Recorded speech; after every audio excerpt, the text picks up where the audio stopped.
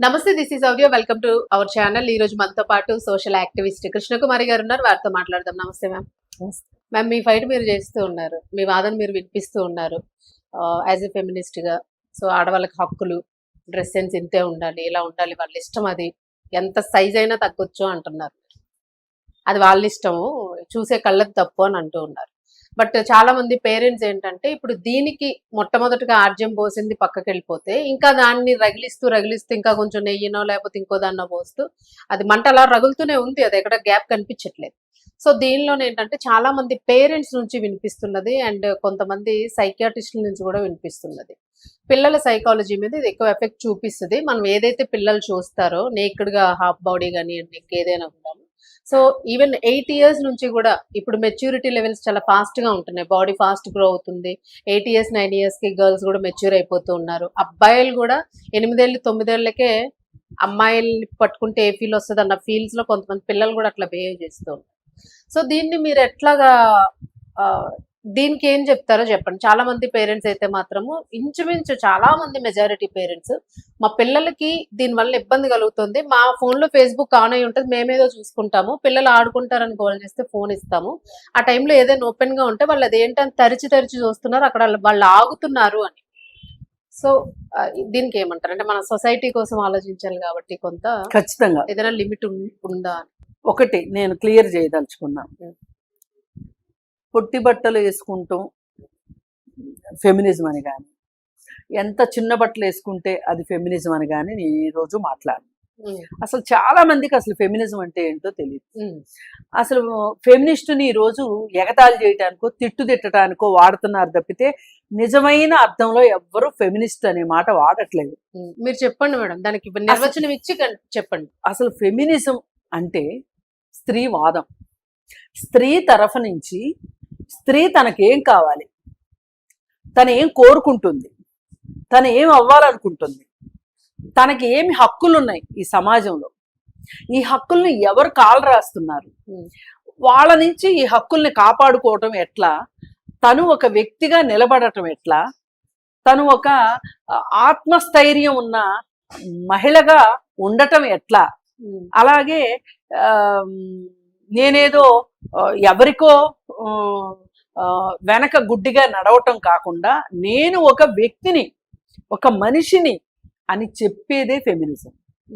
అంటే దీంట్లో తనకి జీవించే హక్కు ఉంది, అలాగే చదువుకునే హక్కు ఉంది, అలాగే ఉద్యోగం చేసే హక్కు ఉంది, అలాగే తనకి ఇష్టమైన వాళ్ళని పెళ్లి చేసుకునే హక్కు ఉంది, ఇష్టమైన వయసులో పెళ్లి చేసుకునే హక్కు ఉంది, అలాగే పెళ్లి తరువాత తన జీవితం ఎలా ఉండాలి అని నిర్ణయించుకునే హక్కు ఉంది, పిల్లల్ని కనాలా వద్దా అనే హక్కు ఉంది, అలాగే తను ఒకవేళ భర్తతో ఏమైనా ఇబ్బందులు వస్తే భర్తతో విడాకులు తీసుకునే హక్కు ఉంది, అలాగే విడాకులు తీసుకున్న తర్వాత పెళ్లి చేసుకునే హక్కు ఉంది, అలాగే తండ్రి వారసత్వం నుంచి హక్కులు పొందే, ఆస్తిలో హక్కు పొందే హక్కు ఉంది. ఇట్లా ఇన్ని రకాల హక్కులు ఉన్నాయి. అలాగే ఇంట్లో ఏదైనా డొమెస్టిక్ వైలెన్స్ జరిగితే దాన్ని చట్టం దృష్టికి తీసుకెళ్లే హక్కు ఉంది. అలాగే ఆఫీసుల్లో పనిచేసేటప్పుడు పని ప్రదేశాల్లో లైంగిక వేధింపులు ఉంటే వాటిని ప్రశ్నించే హక్కు ఉంది. వీటన్నిటి కోసం పోరాడే హక్కు ఉంది. ఇవన్నిటి సమాహారమే ఫెమినిజం అంటే.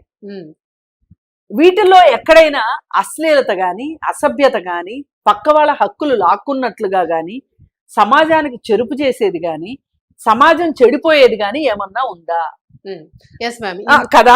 అయితే అయినప్పుడు మీరనే కాదు, ఎవరైనా సరే ఫెమినిజానికి వక్ర భాష్యాలు ఎందుకు చెప్తున్నారు? నేను అదే అడుగుతున్నాను మ్యామ్. మీ ఒక్క క్వశ్చన్, మీరు ఏదైతే ఫెమినిజం అని మీరు చెప్పినవన్నీ అంశాలు నిజంగానే బాగున్నాయి, కరెక్ట్ గా స్త్రీలకి నిజంగా నా స్వతంత్రం ఉండాలి, అన్ని పాయింట్స్ కరెక్ట్ గానే ఉన్నాయి.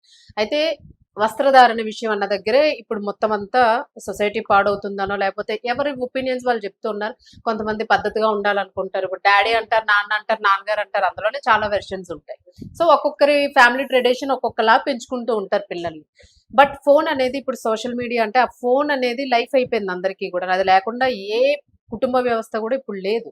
సో దీనిలోని మీరు చెప్పిన దానిలో ఏదైతే వస్త్రధారణ ఒక్కటి మాత్రము ఇంపాక్ట్ చూపిస్తుంది అన్నది ఉన్నది. సో ఈ దీనికి మీరు ఏమంటారంటే మీ ఫెమినిజం లోనే ఒక లిమిట్ ఉంది కదా, ఉందా లేదా? అది చెప్పండి. అసలు బట్టలు అనేది ఒక ప్రశ్నే కాదు. బట్టల వల్లే పాడైపోతారు అనడం కూడా చాలా తప్పు. ఇది మనము సమస్యను అర్థం చేసుకోవటంలో మనం విఫలం ఈ అవుతున్నాం. ముసుగు వేసుకుని చేస్తున్నారు అన్న క్వశ్చన్ వస్తుంది మీరు మాట్లాడితే. ఏ ప్రశ్నలన్నా రానివ్వండి, ఏ ప్రశ్నలన్నా రానివ్వండి, పిల్లలు చెడిపోతారు, యువతరం చెడిపోతుంది, ఇది ఆడవాళ్ళ బట్టల వల్లే అని అనుకోవడం చాలా చాలా పొరపాటు. ఇప్పుడు పిల్లలు ఉన్నారు, 14 సంవత్సరాల లోపు పిల్లలు ఉన్నారు, 16 సంవత్సరాల లోపు పిల్లలు ఉన్నారు. ఆ పిల్లలకి మీరు ఫోన్ ఎందుకు అందుబాటులో ఇస్తున్నారు తల్లిదండ్రులు? ఇది తల్లిదండ్రుల బాధ్యత కాదా? మరి వాళ్ళ పిల్లలు బాగుండాలి అని వాళ్ళు అనుకుని దానికి తగిన విధంగా వాళ్ళు ఎందుకు ఉండట్లేదు? స్కూల్లో ప్రాజెక్ట్స్ అంటున్నారు, కాలేజ్ లో ప్రాజెక్ట్స్ అంటున్నారు, మరి అవును, చైల్డ్ లాక్లు ఎందుకు పెట్టట్లేదు మీరు? పిల్లల ముందు మీరెందుకు ఫోన్లు చూస్తున్నారు అట్లా మాట్లాడుకుంటే? ఇప్పుడు నిన్న కాక మొన్న 4 రోజుల క్రితము ఈ ఇష్యూలో 10 రోజుల నుంచి ప్రజలకు అవసరమైనవి, సమాజానికి అవసరమైనవి ఎవ్వరూ మాట్లాడట్లా. ఇష్యూలో ఉంది కానీ రావడం లేదు బయటికి. అవసరమైనది వారం రోజుల క్రితం, వారం కూడా కాదు 5 రోజుల క్రితము డిజిటల్ స్క్రీనింగ్ మీద ఒక పెద్ద సర్వే వచ్చింది. అది ఒక సిండ్రోమ్ లాగా అయిపోతుంది. పిల్లలు చాలా చాలా ఒక్కొక్క పిల్లలు 6 గంటల నుంచి మినిమం 2 గంటలు, మాక్సిమం 6 గంటల నుంచి 8 గంటల వరకు నెట్ వాడుతున్నారు అనేది వచ్చింది. ఇది చాలా చాలా ఇంపాక్ట్ చూపిస్తుంది డిజిటల్ స్క్రీనింగ్ అనేది. పిల్లలు కోపంగా తయారవ్వడము, వస్తువులు ఇసిరి కొట్టడము, ఏకాగ్రత లేకపోవటము, చదువులో వెనకబడటము, ఏదైనా కాదు అంటే పేచీలు పెట్టుకోవడము, అతిగా భావోద్వేగాలను చూపించటము, ఇదంతా జరుగుతుంది ఈ ఫోన్ వల్ల అని చెప్పి సైంటిస్టులు, లేదంటే మేధావులు, లేదు అనుకుంటే డాక్టర్లు అందరూ కలిసి ఈ సర్వే యొక్క ఫలితాల గురించి చెప్పటం జరిగింది.